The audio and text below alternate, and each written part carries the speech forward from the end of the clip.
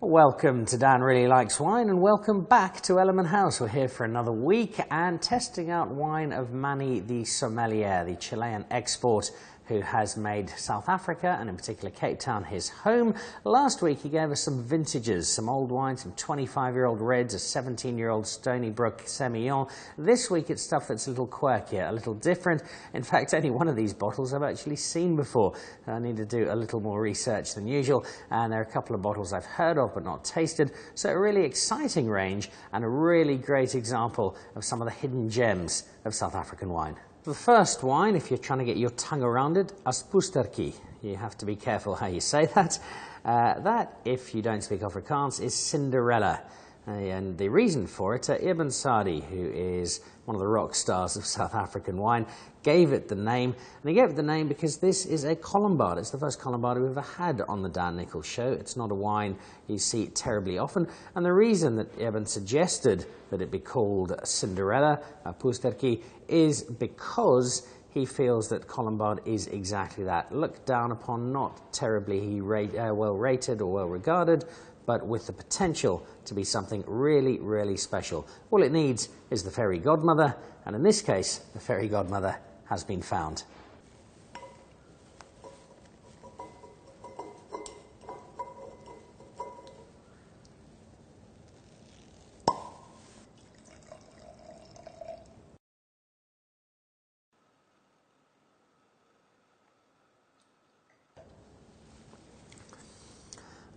So this wine comes from some pretty celebrated territory. It's out in that Riebeeksrivier stretch. The Ruperts have got land out there. The Molyneux's next door to where this is made.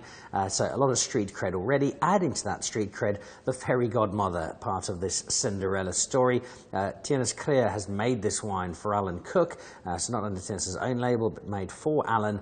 And taken colombard, it's not a grape that is terribly celebrated. It's not a grape that you'll find in dazzling wine lists or sitting at top restaurants. It's more of a supermarket grape, for want of a better term. But it's got a lot to recommend it. Colombard stems from Chenin Blanc. That is the origins, it's the offspring thereof. And you can feel that sort of Chenin backbone to it, but slightly lighter. It's nice and dry.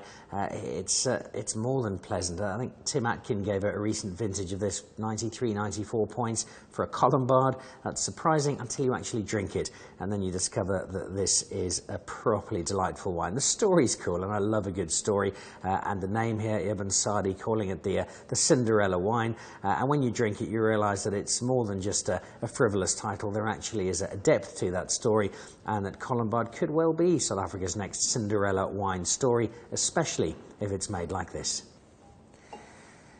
Now in South Africa in particular, if you meet somebody called Manny, you'll expect him to be Portuguese, and the Manny here does look faintly Portuguese. He's actually from Chile, but pushing that Portuguese agenda, he's given me a Portuguese grape, verdello, very well known in Portugal, particularly Madeira, which is where it is most celebrated. It's not something you see very often in South Africa. In fact, I'm almost certain I've never had verdello before. If I have, then I do not remember it, but I have heard about it. A good friend of mine, Doug Place, who is the executive chef at the Nando's head office and loves anything Portuguese. He's not remotely Portuguese, but he thinks he is. He spoke of this very highly as a grape, and what I love about this is not just it's something new for me to discover, which is such a cool part of drinking and exploring wine, but the story. It's called the Lindi Carien, and Lindi is the wife of Franco, who is the winemaker, and he named this in her honour because when he wanted to propose to her, she was then his girlfriend, he didn't have much money, but he did have a parcel of verdelho grapes. He made them into a verdelho wine, sold it, made the money to buy the ring, voila. She's now his wife, and he has named this after her in perpetuity, or at least as long as he makes it. So Portuguese grape with a great engagement story. It's a really promising start.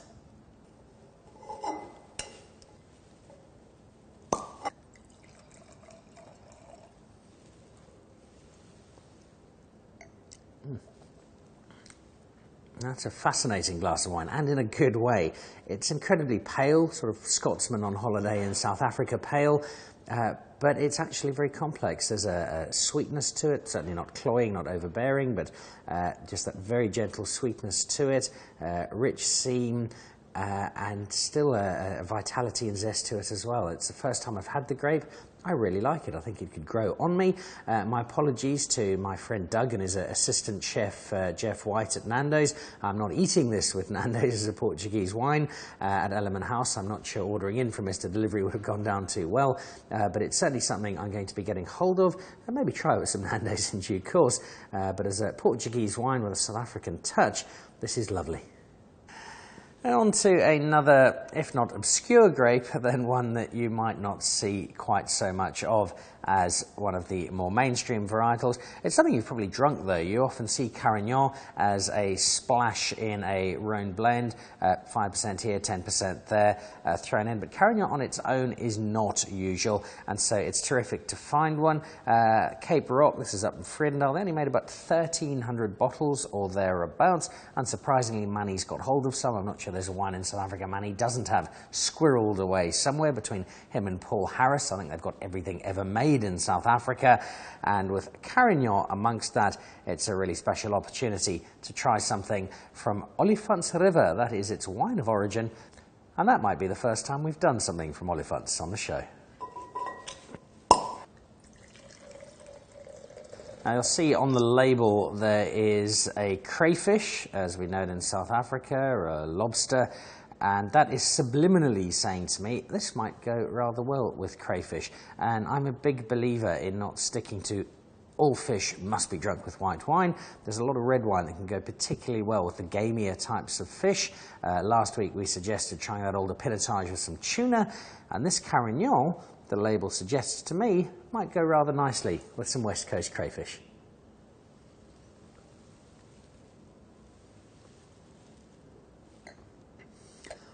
And I think that West Coast crayfish, West Coast lobster, would have found a very good partner in this. It's a very dry wine, it's slightly lighter, maybe somewhere between a Pinot Noir and a Cinsault. It's got that dryness to it. It's a varietal that you really don't see very much at all on its own, but based on this, I think it's one that's well worth a try. And if you've got yourself a nice big plate of lobster or a plate of West Coast crayfish, then maybe the Cape Rock Carignan is your partner of choice.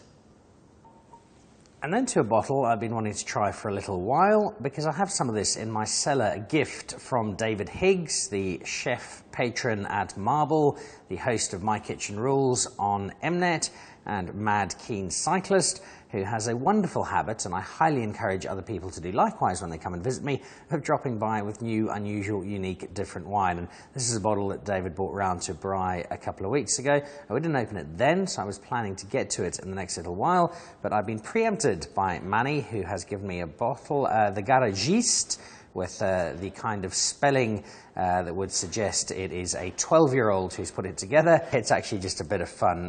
Callan Williams is the Garajeest, and she has a lot of fun. She's inspired this particular wine by a guy by the name of Bruce Springsteen. And if you'll see on the packaging, which has won a couple of awards, there's this little label, and I'm actually going to read it out for you. I am the Garajeest, expressing my fascination with life, vines, and verse.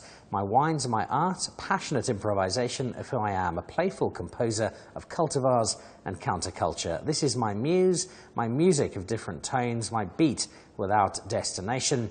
I am the Garajeest, and this is my wine.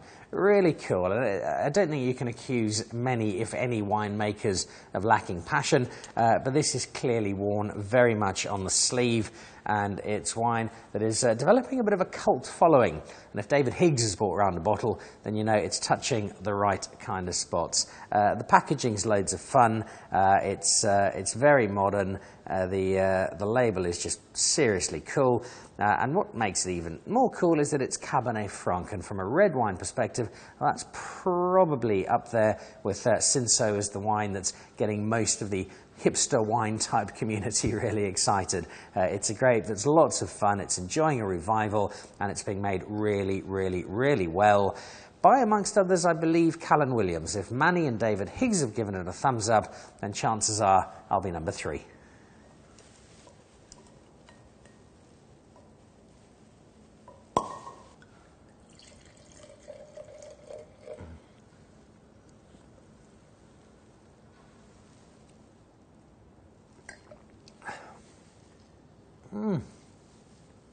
Oh, a Cabernet Franc and I suppose so are giving Pinot Noir a real run for the money in terms of my favourite grape at the moment, and I think Cabernet Franc's just taken another step in the right direction with this. It's still very young, it's only 2015, so it's got a long way to go, but it's lovely. It's that rich fruitness that comes through on a very smooth palate, and it's just a perfectly balanced wine. Callan, as the Garajeest, has made something that's terrific here. I read out her philosophy on wine, and it shines through. If there's any fault with it, it's that perhaps the label gets just a little floral in terms of some of its description, assuring me that it's an honest Cabernet Franc that will gain notes of wisdom in years to come. I'm not sure how that would translate exactly, but in terms of wisdom, what I have learnt is that Callan Williams is making some terrific wine, and that David Higgs did particularly well to drop some off, and that Manny made this a great conclusion to our fortnight spent here at Ellerman House. Ellerman House has much to recommend it. Paul Harris and his daughter Nicola have produced a really beautiful sanctuary over Bantry Bay. The menu's terrific, the staff are great, there's a terrific spa, and it's just all round brilliant. But if there's one thing that I think really stands out here, on top of the food, the artwork, the setting, the location, it's the quality of wine. Manny has done a great job. He's curated an outstanding selection. We've been really lucky over the last couple of weeks to try some of them, some older vintages, and this week some cool and quirky stuff, and it's reaffirmed what I think we all already knew. South Africa is making great wine, and it's making great wine in some unusual places and with some very different grapes. So next time you go out and you're at a restaurant or you're going to do some shopping, look for something different. Look for something a little off the beaten track. Chances are, just as I've been today, you'll be richly rewarded. Thanks, Ellerman House, and cheers.